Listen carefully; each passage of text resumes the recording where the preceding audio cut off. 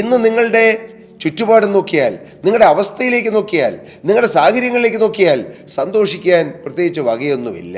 എന്നാൽ മകനെ, നീ പ്രതീക്ഷിക്കാത്ത സമയത്ത് നിന്റെ മേലൊരു സന്തോഷത്തിൻ്റെ ഒരു കലവറ തുറക്കാൻ യേശുക്രിസ്തു നിന്നിൽ ആശ വച്ചിരിക്കുന്നു എന്നുള്ള ആ സത്യം ഞാൻ നിങ്ങളെ അറിയിക്കട്ടെ. എൻ്റെ പ്രിയരെ, നമ്മുടെ ജീവിതത്തിൽ ചില ഭയപ്പാടുകൾ മാറുമ്പോൾ തന്നെ സന്തോഷം തുടങ്ങും. ഇന്ന് ഭാവിയെക്കുറിച്ച് ഭയപ്പാടുകളാണ്. എൻ്റെ കടം എന്താകും? അതൊരു അവിശ്വാസമാണ്.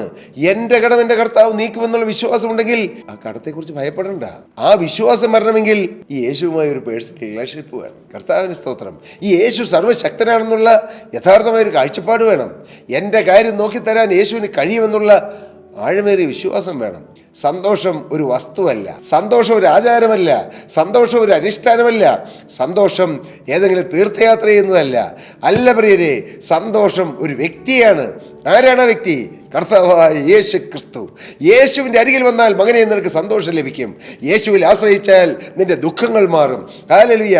യേശുവിൻ്റെ വചനം നീ ഹൃദയത്തിൽ സ്വീകരിച്ച് ആ വചനപ്രകാരം ജീവിക്കാൻ ജീവിതം സമർപ്പിച്ചാൽ മകനെ നിന്റെ ഹൃദയത്തിൽ നദി പോലെ ഒഴുകുന്ന സമാധാനം കിട്ടും.